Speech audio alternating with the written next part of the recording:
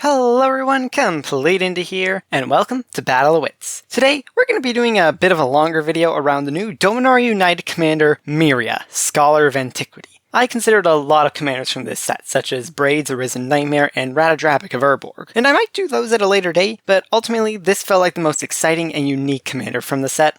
But for now, let's look at Meria. Meria costs 1 generic, 1 red, and 1 green for a free creature that says tap an untapped non-token artifact you control to add 1 green mana, as well as tap 2 untapped non-token artifacts you control to exile the top card of your library. You can play it this turn. It's pretty clear that Meria cares about artifacts, which is abnormal for a red-green commander, so we want to build a powerful deck that enables us to tap a ton of artifacts, both for mana and for what effectively amounts to card draw. And in order to circumvent the fact that tapping artifacts usually serves as a cost, we're going to be building our deck with a heavy equipment focus, since equipment don't tend to tap in the first place. Before we get started, be sure to let me know down in the comments below what commanders you want to see me build around next. Anyway, let's get into the deck. First up on the list is simply Ramp. While our commander is able to ramp decently on its own, it's always good to have backup. Cards like Solemn Simulacrum, which tutors the land into play tapped when it enters, are great, as well as Cultivate and Kodama of the West Tree to tutor lands out as well. Moving on to other types of ramp, Joyous Familiar and Foundry Inspector will reduce the cost of our equipment spells, and like always, good old simple mana rocks like Gruul Signet and Sol Ring aren't known for being bad picks. As for our deck and its core strategy, in the early game, we're going to want to maximize the amount of equipment we can get out as fast as we can. A Quarter's Shield and Spider Silk Net are both 0 mana equipments, providing additional toughness to our creatures, which means that with Meria out, they effectively both become equivalent to Mox Emeralds. We're also running equipments in the deck like Loxodon Warhammer, Sword of Vengeance, and Cauldron Complete, as ways to grant a plethora of keywords to our creatures, and equipment like Nettlecyst, Golem Skin Gauntlets, and Haunted Plate Mail, which all provide powerful buffs to our creatures and make them deal more damage. Blurring the line between equipment and creature, we also run several cards with Reconfigure from Neon Dynasty earlier this year, with cards like Lizard Blades and Kamano Battle Armor as modal creatures that can both be attached as equipment, as well as the targets of powerful equipment. I cannot overstate how helpful these equipments are with voiding an uneven amount of creatures and equipment out at once. Moving on to creatures good and proper, we've got tons of creatures that we want to attach equipment to. Champion of the Flame, Azuri's Brigade, and Arcbound Crusher all want to have incredibly high power that can trample over into our opponents and leave them looking worse than when you started. Although, of course, every creature in the deck doesn't mind being benefited from equipment. Darksteel Juggernaut and Fathom Fleet Swordjack both become much stronger when we have a lot of artifacts on the battlefield, being able to deal a lot of damage in hard-to-handle ways. And the highlight of today's deck, the surprisingly powerful Lodestone Mirror, which gives us an alternate use for tapping equipment in the form of a high-power equipment target that can deal truly baffling amounts of damage. However, up to now, we've been neglecting the second ability of Meria, the one that allows you to tap 2 artifacts to exile the top card of your library and let you play it until end of turn. We can run cards like Wild Magic Sorcerer to give those exiled spells cascade, we can run Kamia's Celebration for both rewards for our equipment and rewards for our exiled spells, and we can even run Passionate Archaeologist to create an additional source of damage to our opponents. Additionally, the wonderful Tenkali Hunter is not only able to return a creature that died earlier in the game, but more importantly, lets us cast 1 exiled spell for free each and every turn. To round the deck, we've got cards like Ruin Grinder and Quicksmith Genius, as well as additional card draw in the deck, as well as spells like Sweltering Sun, Azuri's Predation, and Gruul Charm as removal to deal with threats. Additionally, we run cheap dual lands in Temple of Aben and Raging Ravine, as well as utility lands such as Kessig Wolf Run to get that little bit of extra value. In total, this deck is relatively cheap, running around $70 as of this time, and you can get that price even cheaper by possibly buying damaged cards, foreign cards, or heavily played cards. With that, I hope you enjoyed this look at Meria, Scholar of Antiquity. The deck is definitely exciting, and it's awesome to finally have a red-green artifact commander, as it's something that's just not ever really been done before. Hopefully I did it justice. You can check out the deck in full down in the description below, and if you want to support the channel, why not consider leaving a like, subscribing, and commenting down below what sort of decks you want to see me build next. Until the next episode, have fun, and I'll see you all then.